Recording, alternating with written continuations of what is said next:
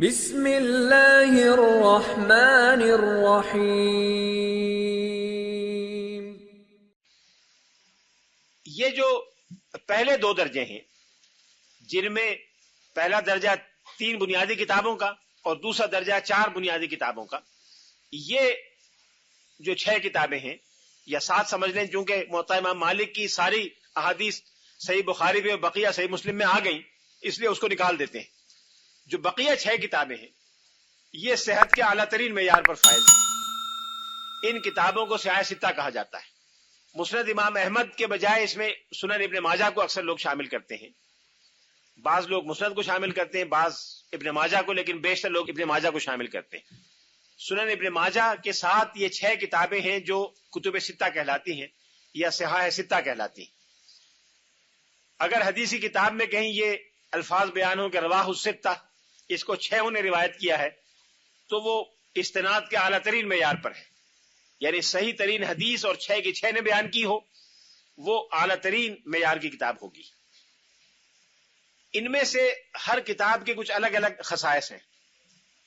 امام بخاری کی کتاب کی بنیادی خصوصیت یہ ہے کہ جو شخص امام بخاری کی کتاب کو غور و خوض سے پڑھ لے، اس میں ایک تفقہ پیدا ہو جاتا ہے، وہ حدیث کے گہرے معنی اور حدیث میں پوشیدہ اور پنہاں اندرونی جو درس اور عبرتیں ہیں، اس تک اس کی رسائی ہو جاتی ہے۔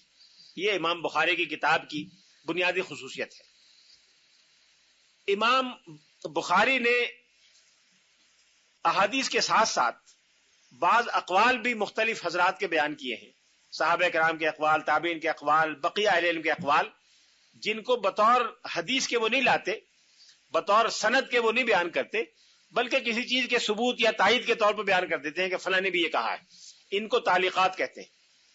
امام بخاری کے یہاں تعلیقات کی تعداد چند سو ہے، 300 کچھ کے قریب تعلیقات ہیں، جو امام بخاری کی اصل کتاب کا حصہ نہیں ہے، لیکن جب عنوان وہ شروع کرتے ہیں تو ضمناً وہ بات بھی کہہ دیتے ہیں کہ فلاں شخص نے یہ کہا ہے، جس سے اندازہ ہو جائے گا کہ اس حدیث کے معنی کیا ہے۔ امام مسلم کے یہاں تعلیقات بڑی تھوڑی ہیں، صرف 14 مقامات پر ہیں، 14 یا 15 مقامات پر تعلیقات آئی ہیں۔ امام بخاری کے یہاں تعلیقات زیادہ ہیں۔ گویا امام مسلم کے مندرجات میں صحیح احادیث کی نسبت بہت زیادہ ہے بنسبت امام بخاری کی کتاب کے مندرجات میں، اس لیے کہ ان کے یہاں 300 کے قریب تعلیقات بھی آئی ہیں، جو اس معیار کی نہیں ہے، نہ امام بخاری نے اس معیار کو پیش نظر رکھا۔ امام ترمذی کی کتاب کی خصوصیت یہ ہے کہ یہ حدیث کے طالب علم کو حدیث کے ذخائر سے اچھی طرح سے باخبر کر دیتی ہے۔ امام ترمذی کا اسلوب یہ ہے، اگر یہاں ساری کتابیں ہوتی تو بڑا اچھا ہوتا۔ امام ترمذی کا اسلوب یہ ہے کہ وہ ایک حدیث بیان کرنے کے بعد کہتے ہیں وفی الباب عن ابن عمر وعن عائشہ وعن ابی ہریرہ، اس موضوع پر حضرت علی کی، حضرت ابو ہریرہ کی، حضرت عائشہ کی حدیث بھی موجود ہے۔ ایک تو یہ وہ بیان کر دیتے ہیں کہ اس موضوع پر اور کن کن صحابہ کی روایات ہیں جو بقیہ محدثین بیان نہیں کرتے۔ دوسری بات امام ترمذی کے ہاں یہ ہے کہ وہ ہر حدیث کا درجہ ہی متعین کر دیتے ہیں۔ حدیث بیان کرنے کے بعد کہتے ہیں ھذا حدیث حسن، ھذا حدیث غریب، ھذا حدیث لا نعرفہ الا من ھذا الوجہ، یہ حدیث تو ہے لیکن اس ایک سند کے علاوہ باقی کی سند سے نہیں آئی، یعنی اس کا درجہ، اس کی حیثیت واضح کر دیتے ہیں وہ اپنی جو بھی تحقیق ہے اس کے مطابق۔ یہ کام بقیہ محدثین نہیں کرتے۔ اس اعتبار سے ترمذی کی کتاب بڑی مفید ہے حدیث کے طلباء کے لیے۔ ابو داؤد کی کتاب کی بنیادی خصوصیت یہ ہے کہ اس میں احادیث احکام کا بڑا مجموعہ ہے۔ احادیث احکام کا اتنا بڑا مجموعہ نہ بخاری میں ہے، نہ مسلم میں ہے، نہ ترمذی میں ہے، نہ نسائی میں ہے۔ ابو داؤد میں سب سے بڑا مجموعہ احادیث احکام کا ہے۔ امام ابو داؤد کے بارے میں ایک بات یاد رکھیے گا، امام ابو داؤد کا تعلق ہمارے پاکستان سے تھا۔ وہ صوبہ بلوچستان کے ایک علاقے سے تعلق رکھتے تھے۔ تعین کے ساتھ یہ کہنا دشوار ہے کہ کس ضلع سے ان کا تعلق تھا، لیکن غالباً ضلع قلات یا ضلع خضدار سے ان کا تعلق تھا۔ اس علاقے سے وہ تعلق رکھتے تھے، پھر یہاں سے وہ خراسان چلے گئے، خراسان میں رہے، نیشاپور وغیرہ میں رہے، پھر وہاں سے آگے عرب دنیا میں بغداد وغیرہ میں تشریف لے گئے اور وہاں انہوں نے یہ کتاب مرتب فرمائی۔ تو ہم صحاح ستہ کے مصنفین میں سے ایک مصنف کے ہم وطن ہیں امام ابو داؤد کے۔ امام نسائی کی کتاب کی ایک بنیادی خصوصیت یہ ہے کہ انہوں نے جو متن ہے حدیث کا، جو رسول اللہ صلی اللہ علیہ وسلم کے الفاظ مبارک ہیں، اس کی صحت کا بڑا اہتمام کیا ہے۔ احادیث کے متن کو نقل کرنے میں کہیں کہیں اختلاف روایات ہے، ایک صحابی نے ایک طرح نقل کیا، ایک صحابی نے ایک طرح نقل کیا. ہو سکتا ہے کہ رسول اللہ صلی اللہ علیہ وسلم نے وہ بات 2 مرتبہ ارشاد فرمائی ہو اور 2 مرتبہ مختلف لہجے میں اختیار فرمائی ہو سکتا ہے ایک ہی مرتبہ ارشاد فرمائی ہو لیکن ان دونوں صحابہ کا سننے والوں کا لہجہ الگ الگ ہو، تو ہر سننے والے نے اپنے لہجے میں بیان کر دیا ہو. دونوں چیزوں کا امکان ہے. اب ان حالات میں یہ تعین کرنا کہ رسول اللہ صلی اللہ علیہ وسلم کی زبان مبارک سے کون سا لہجہ نکلا تھا، یہ خاصی محنت اور تحقیق کا کام ہے. امام نسائی نے یہ کاوش کی ہے کہ صحت متن کا التزام کریں اور اس بات کو یقینی بنائیں کہ متن زیادہ سے زیادہ رسول اللہ صلی اللہ علیہ وسلم کی زبان مبارک سے نکلنے والے الفاظ کے مطابق ہو. اسی لیے سنن پر جتنی کتابیں ہیں ان میں ضعیف حدیثوں کی سب سے کم تعداد سنن نسائی میں ہے. یہ نسائی نون کے زبر کے ساتھ ہے، نسا. اس کا نسا عورتوں سے کوئی تعلق نہیں. نسا سینٹرل ایشیا میں کوئی شہر تھا جو آج کل غالباً ازبکستان میں ہے، وہاں سے ان کا تعلق تھا. نسا اس سے نسبت ہے نسائی. ابن ماجہ جو اکثر لوگوں کے خیال میں سیاہ ستہ کی آخری کتاب ہے، اس میں ترتیب بڑی اچھی ہے. ترتیب مضامین کی کیا ہو، پہلے کون سی حدیثیں ہوں، پھر کون سی حدیثیں ہوں، پھر کون سا باب ہو، پھر بڑے ابواب میں جو ذیلی تقسیم ہے چھوٹے ابواب کی، پھر چھوٹے ابواب میں انفرادی موضوعات کی. اس میں جو بہت خوبصورتی اختیار فرمائی وہ امام ابن ماجہ نے اختیار فرمائی. ابن ماجہ کی کتاب حسن ترتیب کے اعتبار سے، حسن تبویب کے اعتبار سے زیادہ اچھے انداز کی بتائی جاتی ہے. صحیح بخاری اور صحیح مسلم یہ دونوں صحیحین کہلاتی ہیں. یعنی 2 صحیح کتابیں، جب صحیحین کا لفظ استعمال کیا جائے گا تو بخاری اور مسلم کی کتابیں مراد ہوں گی. شیخین کا لفظ بولا جائے گا تو بخاری اور مسلم مراد ہوں گے. متفق علیہ کا لفظ بولا جائے گا تو بخاری اور مسلم کی کتابیں مراد ہوں گی. لیکن ان دونوں میں دونوں کی شروط قریب قریب ملتی جلتی ہے، ایک فرق کے ساتھ کہ امام بخاری کی شرائط یا معیار نسبتاً سخت ہے. کل یا پرسوں میں نے عرض کیا تھا کہ امام بخاری جب حدیث قبول کرتے تھے کسی راوی کی تو پہلے یہ بھی تحقیق کرتے تھے کہ اس راوی کی اپنے شیخ سے ملاقات ہوئی ہے کہ نہیں ہوئی. اگر یہ تعین سے ثابت ہو جائے کہ ملاقات ہوئی ہے جب روایت قبول کرتے تھے. امام مسلم صرف یہ دیکھتے تھے کہ امکان لقاء کافی ہے، کہ ان دونوں کی ملاقات کا اگر امکان موجود ہے، دونوں ہم عصر تھے، ایک علاقے میں ایک زمانے میں رہے، اتنا کافی ہے، اس سے آگے جانے کی ضرورت نہیں. تو امام مسلم کا درجہ امام بخاری کے بعد آتا ہے. امام بخاری کا جو عنوان ہے، جو عنوانات انہوں نے ابواب کے رکھے ہیں وہ بڑے غیر معمولی ہیں. اور لوگوں نے لکھا ہے علماء نے کہ فقہ البخاری فی ابوابہ، امام بخاری کی جو فقہ ہے، حدیث کی جو سمجھ ہے، شریعت کے احکام کی جو گہرائی کے ساتھ فہم ہے، وہ ان کے عنوانات سے سامنے آ جاتی ہے کہ امام بخاری عنوان کیا لگاتے ہیں. جو حدیث کا عنوان ہے اس سے اندازہ ہو جاتا ہے کہ اس حدیث سے امام بخاری کیا سبق نکالنا چاہتے ہیں. امام مسلم نے نہ کوئی باب رکھا نہ کوئی عنوان رکھا، اگرچہ انہوں نے ترتیب موضوعات کے حساب سے رکھی ہے لیکن کوئی باب کا عنوان نہیں دیا. بعد میں آنے والوں میں سے امام نووی نے، جو بڑے مشہور محدث تھے اپنے زمانے کے صف اول کے محدثین میں تھے اور امام مسلم کی کتاب کے شارح بھی ہیں، مسلم کی شرح نووی کی بڑی مشہور ہے، انہوں نے اس میں عنوانات کا اضافہ کیا اور عنوانات کے اضافے کے ساتھ ساتھ ابواب کی تقسیم بھی کی. اسی لیے آپ اگر صحیح مسلم کا نسخہ پاکستان کا چھپا ہوا دیکھیں ہندوستان کا، تو صحیح مسلم میں عنوانات کتاب کے حاشیے میں لگائے گئے ہیں، اصل کتاب کے متن میں نہیں لگائے گئے، اس لیے کہ امام مسلم نے نہیں لگائے تھے. جو عرب دنیا کے چھپے ہوئے نسخے ہیں اس میں عنوانات بین القوسین ہیں، قوسین میں لگائے گئے ہیں کہ یہ بعد کا اضافہ ہے، اصل امام مسلم نے کتاب میں نہیں لگائے تھے. اس لیے چونکہ امام بخاری کے عنوانات ہیں وہ بڑے دقت نظر کے ساتھ ہیں، اس لیے ان کی کتاب کا درجہ اونچا ہو گیا. امام مسلم کی کتاب کا درجہ ان کے بعد آ گیا. امام مسلم نے اپنی کتاب کے شروع میں ایک بڑا جامع مقدمہ بھی لکھا ہے. امام بخاری نے کوئی مقدمہ نہیں لکھا. بسم اللہ الرحمن الرحیم کے بعد کتاب شروع ہو گئی. بسم اللہ الرحمن الرحیم باب کیف کان بدء الوحی علی رسول اللہ صلی اللہ علیہ وسلم، کہ رسول اللہ صلی اللہ علیہ وسلم پر وحی کا آغاز کیسے ہوا، بس کتاب شروع ہو گئی. امام مسلم نے ایک مقدمہ لکھا، اپنے اس کتاب کے لکھنے کی ضرورت کیوں پیدا ہوئی اس پہ بات کی، اس کتاب میں کن شرائط کا لحاظ رکھا ان کی بات کی، پھر یہ معاصرت اور امکان لقاء وجوب لقاء اس پر گفتگو کی. اس اعتبار سے ان کا درجہ تھوڑا اونچا ہے. امام بخاری نے کوئی مقدمہ نہیں لکھا، ان کے بارے میں جو ان کے ذہن میں تھا وہ مطالعے سے اندازہ ہوتا ہے کہ ان کے ذہن میں یہ تھا، انہوں نے خود نہیں بیان کیا. امام مسلم نے خود بیان کیا. امام بخاری کے یہاں ایک چیز جو ایک پہلو سے بہت مفید چیز ہے، ایک پہلو سے وہ ہمارے جیسے طلباء کے لیے مشکل پیدا کرتی ہے، وہ یہ ہے کہ امام بخاری کے یہاں احادیث موضوعات کے اعتبار سے یکجا نہیں ملتی. ایک حدیث کے ایک جملے سے اگر امام بخاری کوئی ایک خاص استدلال کرنا چاہتے ہیں تو اس حصے کو ایک باب میں بیان کریں گے، دوسرے حصے کو دوسرے باب میں بیان کریں گے، تیسرے حصے کو تیسرے باب میں بیان کریں گے. یا ایک حدیث اگر ایک سے زائد موضوعات پر مشتمل ہے تو ایک حدیث ایک اس باب میں آ جائے گی، دوسری حدیث دوسرے باب میں آ جائے گی. اگر آپ یکجا دیکھنا چاہیں تو جب تک پوری صحیح بخاری بار بار نہ پڑھیں اور آپ کو زبانی تقریب یاد نہ ہو جائے اس وقت تک تلاش کرنا بڑا دشوار ہے.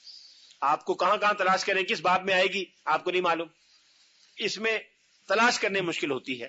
اگرچہ قدیم محدثین ایسے تھے کہ جو زبانی بتا دیا کرتے تھے کہ یہ باب یہ حدیث فلاں کتاب میں ہے، یہ حدیث فلاں باب میں ہے، لیکن آج کل دشوار ہو گیا ہے، لوگوں کا حافظہ اتنا نہیں ہے، لوگ یاد بھی نہیں کرتے، اس لیے مشکل ہے. لیکن امام مسلم کے یہاں ساری احادیث یکجا مل جاتی ہے. امام مسلم جب مثلا ایمان پر بات کریں گے تو ایمان سے متعلق ساری حدیثیں یکجا مل جائیں گی. جہاں علم کی بات ہوگی تو علم سے متعلق ساری حدیثیں یکجا ہوں گی. جہاں نفاق سے متعلق بات ہوگی تو نفاق سے متعلق ساری حدیثیں یکجا ہوں گی. یہ دونوں میں فرق اور موازنہ ہے امام بخاری اور امام مسلم کی کتابوں کے درمیان. ایک اور چھوٹا سا فرق ہے، بلکہ ایک اعتبار سے کہا جائے تو شاید زیادہ فرق ہوگا. وہ یہ ہوگا کہ امام بخاری نے جسے ضبط الفاظ کہتے ہیں اس پہ کم زور دیا ہے. یعنی رسول اللہ صلی اللہ علیہ وسلم کی زبان مبارک سے نکلنے والے اصل الفاظ کیا تھے اور جن راویوں نے بیان کیا ہے ان میں اگر کوئی ویریشن یا اختلافات ہیں متن کے تو وہ کیا ہیں، اس پر امام بخاری نے زیادہ زور نہیں دیا. امام مسلم نے اس پر زور دیا ہے.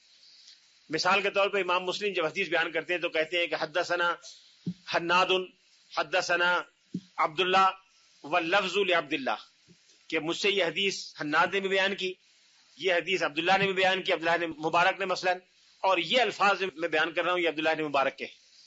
اس سے گویا انڈیکیشن یہ ہے کہ حناد نے بھی یہ حدیث بیان کی ہے لیکن تھوڑے سے فرق کے ساتھ. آپ کو اندازہ ہو جائے گا امام بخاری جب بیان کرتے ہیں تو آپ کو یہ تعین نہیں ہوتا کہ یہ الفاظ دونوں کے ایک ہی تھے کہ الگ الگ تھے. الگ الگ تھے تو یہ الفاظ کس راوی کے ہیں یہ آپ کو وہاں نہیں ملتا، یہ آپ کو امام مسلم کے یہاں زیادہ تفصیل کے ساتھ ملتا ہے. پھر ایک دوسرا بڑا فرق یہ ہے کہ محدثین نے، اس پر کل بات کریں گے تفصیل سے، لیکن دونوں میں فرق کی بات ہے اس لیے ضمن اس کا ذکر ضروری ہے. وہ یہ ہے کہ شروع دور میں صحابہ کے تابعین کے دور میں اور تبع تابعین کے شروع دور میں اکثر و بیشتر یہ بلکہ سارے لوگ انتہائی مخلص اور سچے اور ذمہ دار اور تقوی رکھنے والے اور خوف خدا سے سرشار ہوتے تھے.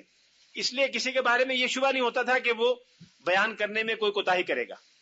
لیکن بعد میں ایسے لوگ بھی میدان میں آ گئے جن کے بارے میں یہ احساس نہیں تھا کہ یہ اس ذمہ داری سے کام نہیں لیں گے. پھر چونکہ محدثین کی مسلم معاشرے میں عزت بہت ہوئی، لوگوں نے ان کو ہاتھوں ہاتھ رکھا، ان کا احترام بادشاہوں سے زیادہ ہوا، تو بہت سے ایسے لوگ بھی میدان میں آ گئے کہ جن کا مقصد دنیاوی عزت تھا یا کم از کم جزوی طور پر وہ دنیاوی عزت میں بھی دلچسپی رکھتے تھے. تو جیسے جیسے ایسے لوگوں میں اضافہ ہوتا گیا محدثین اپنے معیار کڑا کرتے گئے، سخت کرتے گئے. اب حدیث بیان کرنے کے دو طریقے ہوتے تھے، تفصیل کل گفتگو میں آئے گی، لیکن اس کو سمجھنے کے لیے ایک طریقہ یہ ہوتا تھا کہ طلبہ سامنے بیٹھ گئے، محدث نے مثلا امام بخاری نے اپنی یادداشت سے یا اپنی تحریری ذخیرے سے حدیثیں بیان کرنی شروع کی اور لوگوں نے لکھنا شروع کیا. بڑی تعداد ہوتی تھی، درمیان مستملی ہوتے تھے. مستملی وہ ہوتا تھا جو ہر 200-400 آدمیوں کے درمیان بیٹھتا تھا، بلند آواز سے ان الفاظ کو دہراتا تھا جیسے مکبر اذان کے الفاظ دہراتا ہے یا نماز میں اللہ اکبر دہراتا ہے. تو اس طرح مستملی ہوا کرتے تھے. بعض اوقات کئی سو مستملی ہوتے تھے جو ان الفاظ کو دہرایا کرتے تھے. محدث نے ایک لفظ زور سے کہا کہ انما الاعمال بالنیات، اب مستملی نے دہرایا، پھر دوسرے مستملی نے، پھر تیسرے نے، پھر چوتھے نے، اور کوئی 15-20 منٹ میں سب لوگوں نے لکھا. پھر انہوں نے اگلا جملہ بولا، پھر اگلا جملہ. ایک طریقہ تو یہ تھا. ایک طریقہ یہ تھا کہ طلباء کے پاس تحریری ذخیرے موجود ہیں، امام بخاری نے جو لکھا وہ طلباء نے نسخے حاصل کر لیے، لیکن اب طالب علم امام بخاری کو سنا رہا ہے، امام بخاری سن رہے ہیں، اور سن کے جہاں غلطی ہے وہ ٹھیک کر دیتے ہیں، اور غلطی نہیں ہے تو سن کے کہتے ہیں کہ ٹھیک ہے میں نے اجازت دے دی، اب تم میری طرف سے روایت کر سکتے ہیں. اچھا، بعض اوقات ایسا ہوتا تھا کہ سب سے پڑھ کے سنتے تھے. اب اگر 4-5 ہزار طلبہ ہوں تو سب سے پڑھ کے نہیں سنا جا سکتا، اس میں تو ایک ایک حدیث کے لیے پورا سال چاہیے. تو اس کا طریقہ یہ ہوتا تھا کہ ایک طالب علم پڑھتا تھا اور بقیہ سنتے تھے، اور پھر امام بخاری یا جو محدث ہے وہ اجازت دیا کرتے تھے کہ اس طرح سے آپ کو پڑھنے کی اجازت ہے، اور کسی کسی سے سن لیا، کبھی ایک سے کبھی دوسرے سے، اور سب کے بارے میں اندازہ ہو گیا کہ سب نے پڑھا ہے. بعد میں محدثین نے ان دونوں کے 3 درجے مقرر کیے. یہ 3 الگ الگ درجے ہو گئے. ایک تو وہ جس میں محدث نے خود پڑھا، لوگوں نے سنا. ایک میں جس نے پڑھا اس نے خود پڑھا، محدث نے سنا. ایک نے کسی اور نے پڑھا، محدث نے سنا لیکن کسی اور نے سنا. امام مسلم کے یہاں ان تینوں میں الگ الگ فرق کیا گیا ہے. امام بخاری کے یہاں فرق نہیں ہے. امام مسلم کی اصطلاح یہ ہے کہ اگر وہ کہیں کہ حدثنا تو اس کے معنی یہ ہے کہ ان کے استاد نے حدیث پڑھی، امام مسلم نے سنی اور سن کے لکھی. اگر امام مسلم کہیں کہ اخبرنا تو اس کے معنی یہ ہے کہ امام مسلم نے پڑھی، ان کے استاد نے سنی اور سن کے اجازت دے دی.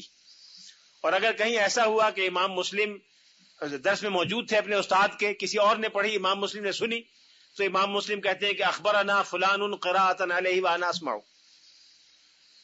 ان کے سامنے پڑھا جا رہا تھا اور میں سن رہا تھا.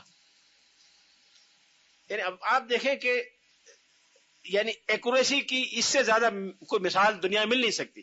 آپ بیان کریں یہودیوں عیسائیوں کے سامنے، وہ دنگ رہ جائیں گے کہ ایکوریسی اتنی بھی ہو سکتی ہے کہ میں نے نہیں پڑھا، محدث نے نہیں پڑھا، قراءۃ علیہ وانا اسمع، میرے استاد کے سامنے پڑھا جا رہا تھا، میں سن رہا تھا، استاد نے اس طرح سن کر اس کی اجازت دی تھی. یہ فرق امام مسلم کے یہاں ہے، امام بخاری کے یہاں نہیں ہے. تعداد کے اعتبار سے صحیح مسلم کی احادیث زیادہ ہیں، صحیح بخاری کی احادیث کم ہیں. آپ کو پتا ہے کہ ہر حدیثی کتاب میں ایک ایک حدیث بار بار آتی ہے. ایک حدیث میں مثلا خطبہ حجۃ الوداع اگر آئے گا تو اس میں درجنوں موضوعات پہ بات ہوئی ہے، تو وہ جہاں عورتوں کے حق کا ذکر ہے وہاں بھی آئے گا، جہاں لوگوں کی برابری مساوات کا ذکر ہے وہاں بھی وہ حدیث آئے گی، جہاں حج کے احکام کا ذکر ہے وہاں بھی آئے گی، جہاں منا کا ذکر ہے وہاں بھی آئے گی، جہاں عرفات کا ذکر ہے وہاں بھی آئے گی. تو ایک حدیث کئی ابواب میں آئے گی. تو اس لیے حدیثی کتابوں میں تکرار بہت ہوتی ہے، مقررات بہت ہوتے ہیں. مقررات کو نکالے بغیر اگر صحیح بخاری کی احادیث کو گنا جائے تو صحیح بخاری کی احادیث 9082 ہیں. 9082 یہ تعداد حافظ ابن حجر نے بیان کی ہے، اور حافظ ابن حجر سے بڑا بخاری کا شارح پیدا نہیں ہوا. یہ بات میں پہلے بھی عرض کر چکا. اس میں مقررات بھی شامل ہیں، تعلیقات بھی شامل ہیں، متابعات بھی شامل ہیں، شواہد، یہ سب شامل ہیں. مقررات کو اگر نکال دیا جائے اور صرف جو احادیث براہ راست پوری سند سے رسول اللہ صلی اللہ علیہ وسلم کے ارشاد گرامی ہیں وہ نکالی جائیں تو 2602 ہیں. 2602 احادیث. اس کے برعکس صحیح مسلم میں ٹوٹل 4000 احادیث ہیں. 4000 احادیث گویا صحیح مسلم میں ہیں، اس کے مقابلے میں 2000 احادیث ہیں صحیح بخاری میں. احادیث کی کل تعداد کیا ہے اس کے بارے میں کچھ کہنا بڑا دشوار ہے، لیکن ایک عام اندازہ یہ ہے کہ ٹوٹل متون تکرار کو نکالنے کے بعد 30 سے 40 ہزار کے درمیان ہے. 30 سے 40 ہزار کے درمیان ہے. اب آج کل کمپیوٹر کا زمانہ ہے، بہت سے لوگوں نے حدیث کی کتابیں کمپیوٹرائز کرنی شروع کی ہیں. کچھ دنوں کے بعد جب ساری کتابیں کمپیوٹرائز ہو جائیں گی تو اصل تعداد سامنے آ جائے گی. اس میں بھی یہ قطعیت کے ساتھ تعین دشوار ہوگا کہ مقررات کو آئیڈینٹیفائی کرنا کمپیوٹر کے لیے دشوار ہوگا. ایک حدیث الفاظ تو مختلف ہے لیکن مفہوم ایک ہے، تو کمپیوٹر تو اس کو 2 قرار دے گا لیکن حدیث کا طالب اس کو 1 سمجھے گا. تو قطعیت کے ساتھ کمپیوٹر کے لیے بھی دشوار ہے کہ ایگزیکٹ تعداد بتا سکے، لیکن ایگزیکٹ تعداد 40 اور 30 ہزار کے درمیان ہے. حجیت السنہ یعنی کہ سنت حجت ہے کتاب اللہ کے ساتھ ساتھ اور قرآن مجید کے احکام کی شارح ہے. اس پر فقہاء اسلام نے بڑی تفصیل سے غور کیا ہے اور سنت کے کردار یا سنت کے رول پر بات کی ہے. قرآن مجید میں بنیادی اصول ہیں، اصول عامہ ہیں. سنت میں ان اصولوں کی عملی تطبیق بیان کی گئی. قرآن پاک میں اجمال ہے، سنت میں تفصیل بیان کی گئی. ابھی اس کی مثالیں دیتا ہوں کہ کیسے. قرآن پاک میں کہا گیا کہ رسول اللہ صلی اللہ علیہ وسلم کا فریضہ منصبی یہ ہے کہ لِتُبَيِّنَ لِلنَّاسِ مَا نُزِّلَ إِلَيْهِمْ، کہ جو نازل ہوا ہے اس کا بیان کر دیں. بیان کی مختلف قسمیں ہیں. سب سے پہلے تو بیان مراد ہے کہ کسی چیز سے مراد اللہ تعالیٰ کی کیا ہے. اقیم الصلاۃ میں صلاۃ سے مراد کیا ہے؟ وَلِلَّهِ عَلَى النَّاسِ حِجُّ الْبَيْتِ میں حج سے مراد کیا ہے؟ خُذْ مِنْ أَمْوَالِهِمْ صَدَقَةً میں صدقہ سے مراد کیا ہے؟ یہ ساری چیزیں مراد ہیں جو بیان مراد میں سنت کا کام ہے کہ وہ بیان کریں. سنت اگر نہ ہو تو پھر قرآن پاک کے ان الفاظ کے کوئی معنی متعین نہیں کیے جا سکتے، نہ لغت کی مدد سے متعین کیے جا سکتے ہیں نہ کسی اور مدد سے.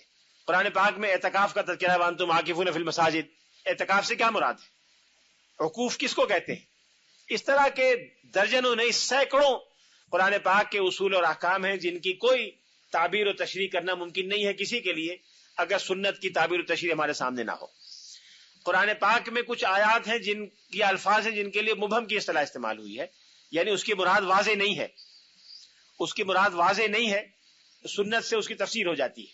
کچھ آیات ہیں جو مجمل ہیں، سنت سے اس کی تفصیل آ جاتی ہے. کچھ آیات ہیں جو مطلق انداز میں عمومی انداز میں آئی ہیں، مطلق ہیں، سنت سے اس کی تقید ہو جاتی ہے، سنت اس کو قید کر دیتی ہے کہ اس سے مراد یہ ہے.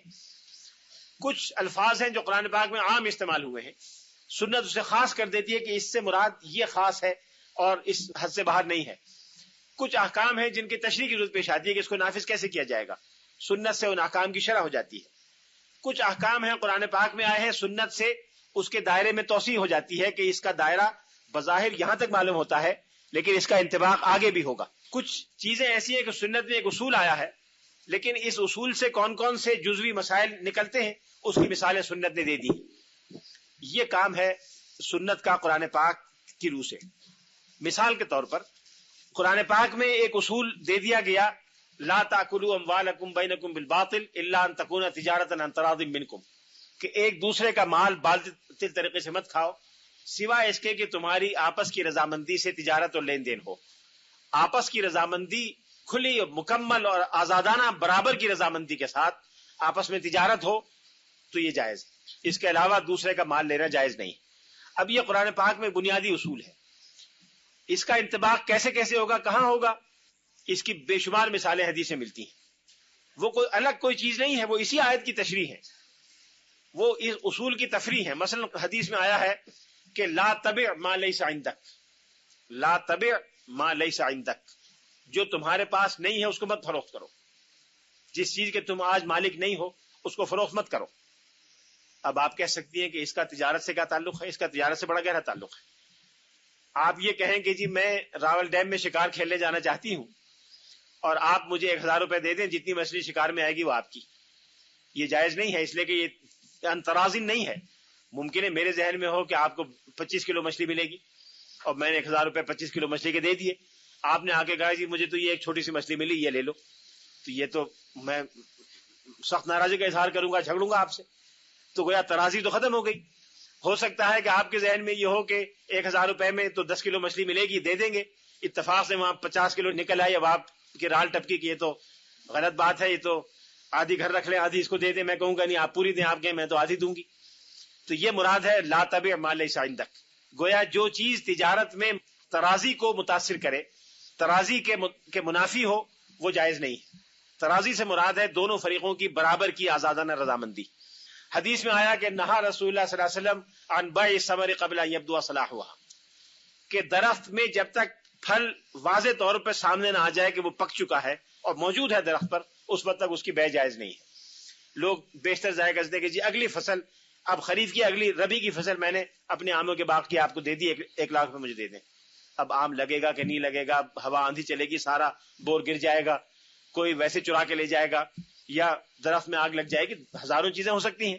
جب تک درخت میں پھل لگ کر واضح طور پہ کلیئر نہ ہو جائے کہ لگ چکا ہے اور اب نہیں گرے گا عام حالات میں، اس وقت تک اس کی فروخت جائز نہیں ہے، اس لیے کہ اس میں بھی ترازی میں گڑبڑ پیدا ہوگی. یہ مثالیں اس بات کی ہیں کہ حدیث میں جو چیز آئی وہ قرآن پاک کے کسی بنیادی اصول کی تفریعات ہیں. بعض اوقات قرآن پاک میں ایک حکم کا دائرہ بتایا گیا کہ اس حکم کا یہ دائرہ ہے، سنت نے اس دائرے کے اس کو وسیع کر دیا کہ اس کا انطباق فلاں جگہ بھی ہوتا ہے جو بظاہر الفاظ میں نہیں ہے. مثال کے طور پہ قرآن مجید میں آیا ہے کہ احل لکم الطیبات، تمہارے لیے پاکیزہ چیزیں حلال ہیں، اور ویحرم علیہم الخبائث، ناپاک چیزیں گندی چیزیں تمہارے لیے حرام کرتے ہیں. اب طیبات کیا ہیں، محرم خبائث کیا ہیں، یہ حدیث میں آیا. حدیث میں آیا کہ نہا رسول اللہ صلی اللہ علیہ وسلم عن کل ذی ناب من السباع، کہ ہر وہ درندہ جو اپنے دانت سے شکار کر کے کھاتا ہے اس کا گوشت حرام ہے۔ اب حضور نے بتایا کہ یہ خبائث میں شامل ہے، طیبات میں شامل نہیں۔ پھر حدیث میں آپ نے فرمایا کہ ہر وہ پرندہ جو جانور کا شکار کر کے جانور کا گوشت کھاتا ہے وہ بھی سبا کے حکم میں ہے، اس کو بھی سبا میں سمجھا جائے گا، وہ بھی طیبات میں نہیں۔ قرآن پاک میں تو ایک عمومی بات ہے، لیکن اس کی مثالیں کون بتائے؟ کیسے پتا چلے کہ کیا چیز طیبات ہے اور کیا خبائث ہے؟ ان مثالوں سے اندازہ ہو جاتا ہے، ہم خود بھی اندازہ کر سکتے ہیں۔ آج حضور نے فرمایا، قرآن پاک میں آیا ہے کہ وَأَن تَجْمَعُوا بَيْنَ الْأُخْتَيْنِ، کہ دو بہنوں سے ایک وقت میں نکاح جائز نہیں ہے، حرام ہے۔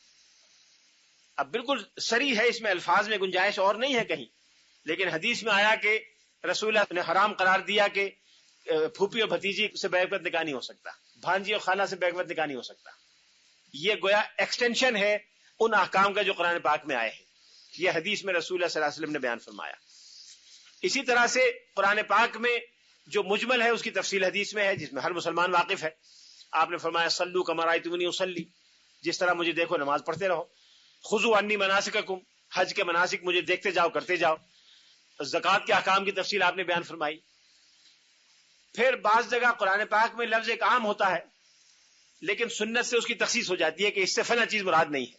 مثال کے طور پہ قرآن پاک میں ہے یوصیکم اللہ فی اولادکم للذکر مثل حظ الانثیین، اللہ تعالیٰ تمہیں حکم دیتا ہے اپنی اولاد کے بارے میں کہ ہر نر کو آدھا حصہ ملے گا عورت کے مقابلے میں۔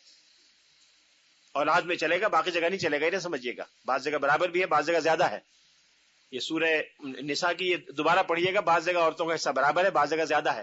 ہماری مغرب زدہ عورتوں کو یہ پہلی آیت تو یاد رہتی ہے، باقی آیتیں یاد نہیں رہتی، لیکن یہ ایک جنرل اصول ہے۔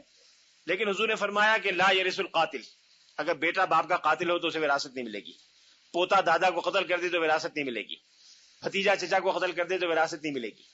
اب یہ آپ نے بتایا کہ یہ اس سے نکل گیا، ویسے تو عام ہے، قرآن پاک میں تو اس کی تخصیص نہیں ہے، لیکن حدیث سے تخصیص ہو گئی۔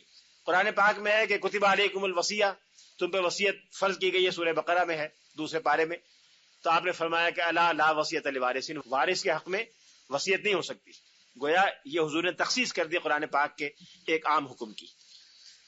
لیکن اس کے ساتھ ساتھ یہ سمجھنا کہ سنت کا کام یہی ہے کہ قرآن پاک کے اجمال کی تفصیل کرے یا اس کے دائرے میں توسیع کر دے، اس کے علاوہ کوئی کردار نہیں۔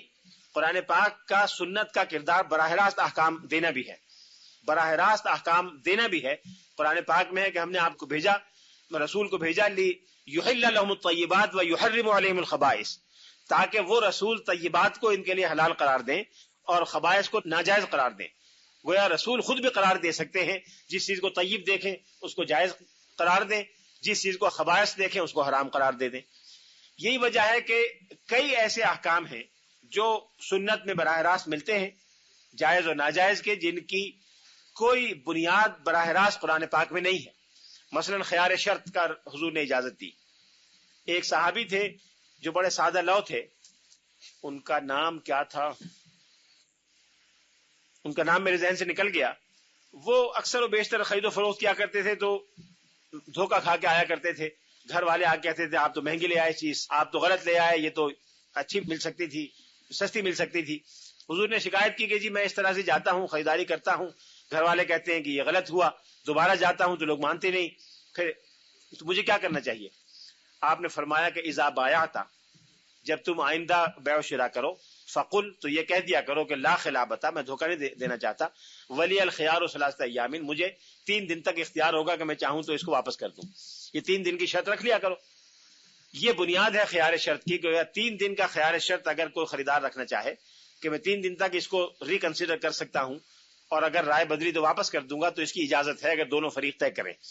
اس کی کوئی بنیاد قرآن پاک میں نہیں ہے، لیکن انڈائریکٹلی ترازی میں یہ بھی شامل ہے، اگر دونوں فریق رضامند ہوں تو یہ ہو سکتا ہے۔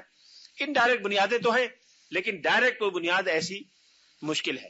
شفا کے بارے میں حدیث میں ہے کہ اگر کوئی آپ کے پڑوس میں کوئی جائیداد مل رہی ہو، یا آپ کسی جائیداد میں شریک ہوں، آپ کا حصہ ہو، اور ایک حصے دار اپنا حصہ بیچنا چاہے، تو پہلا حق آپ کا ہے بنسبت غیر آدمی کے۔ آپ نے اپنی بہن کے ساتھ مل کے مکان بنایا ہوا ہے، اوپر آپ رہتی ہیں، نیچے وہ رہتی ہیں۔ اب بہن اپنا حصہ بیچنا چاہتی ہے، بجائے اس کے کوئی غیر آدمی آئے، آپ کو ڈسٹربنس ہو، پردے کے مسائل ہوں اور طرح کے مسائل ہوں گے، تو آپ کہیں کہ نہیں مجھے دے دو، تو بہن کی ذمہ داری کو پہلے آپ کو ترجیح دے اور آپ کو فروخت کرے۔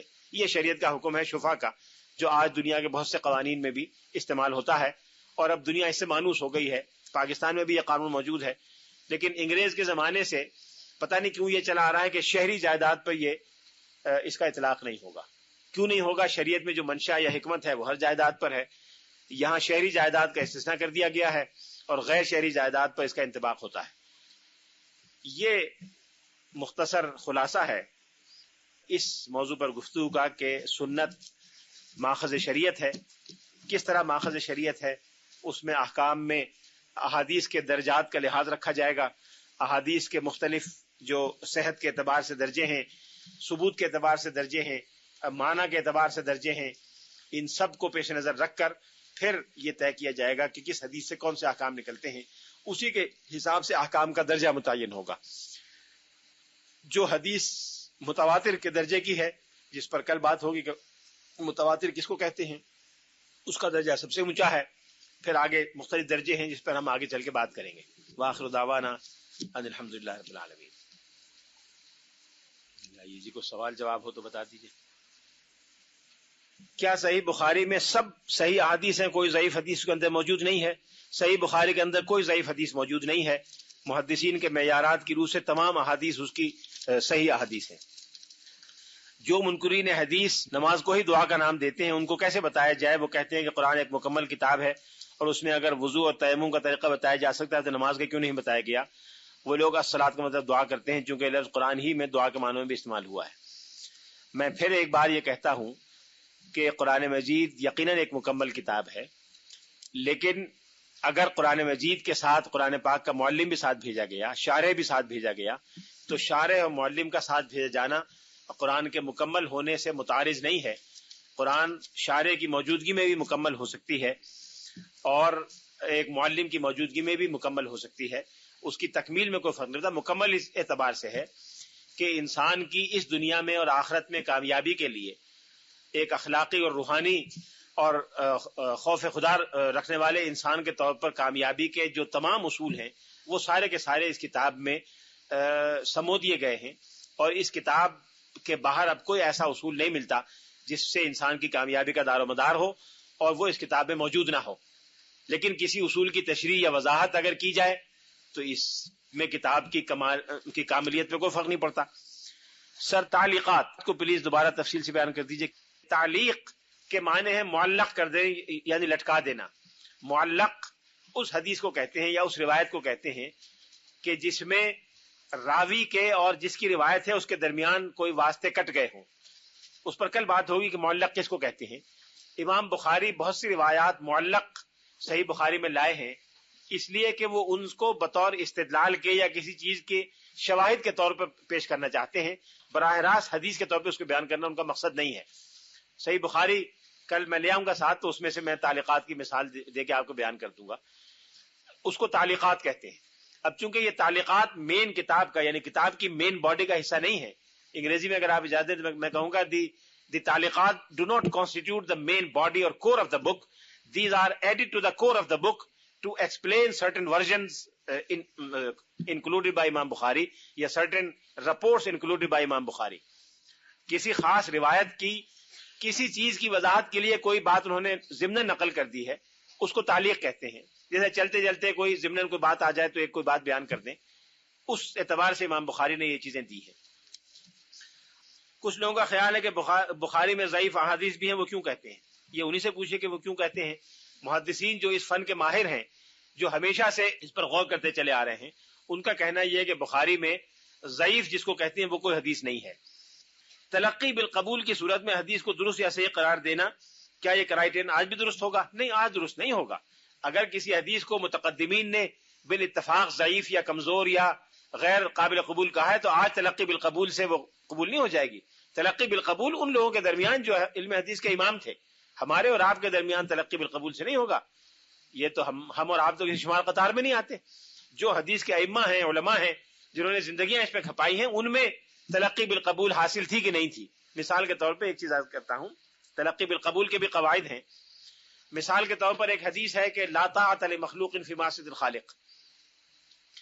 کہ کسی مخلوق کی اطاعت اس وقت تک نہیں کی جا سکتی، اس وقت نہیں کی جا سکتی جب اس کے نتیجے میں اللہ تعالیٰ کی نافرمانی لازم آ رہی ہو.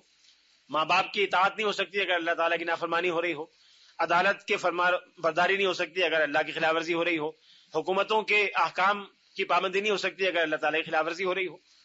لیکن یہ حدیث ان الفاظ میں بہت ضعیف ہے، کہیں پتہ نہیں کسی بہت غیر مسند کتاب میں آئی، لیکن مانند درست ہے، اس سے کوئی اختلاف نہیں کر سکتا کہ شریعت کا حکم ہے. اور دوسرے الفاظ میں کسی اور عبارت میں یہی اصول قرآن پاک میں بھی آیا ہے، حدیث میں بھی آیا ہے. ان الفاظ کو تلقی بالقبول حاصل ہے، اس لیے ہم اس کو کہیں گے کہ درست ہے. تلقی بالقبول تابعین کے زمانے سے حاصل ہے، مراد تابعین، تبع تابعین اور ائمہ محدثین کے درمیان. کیا حدیثی کتاب میں آج بھی ویسی ہیں جیسے حدیثی کتابوں میں انشاءاللہ کوئی تبدیلی نہیں ہوئی؟ الحمدللہ وہ اسی طرح موجود ہیں اور آج تک موجود ہیں. اب اس میں تبدیلی کا کوئی امکان نہیں ہے، اس لیے کہ وہ لاکھوں کی تعداد میں چھپی ہوئی موجود ہیں. ہزاروں حدیث کے حافظ آج بھی موجود ہیں. میں نے دیکھے ہیں ایسے لوگ جو اپنی یادداشت سے پوری صحیح بخاری سنا دیں اور ایک نقطے کا فرق نہ ہو. وآخر دعوانا ان الحمد للہ رب العالمین. السلام علیکم.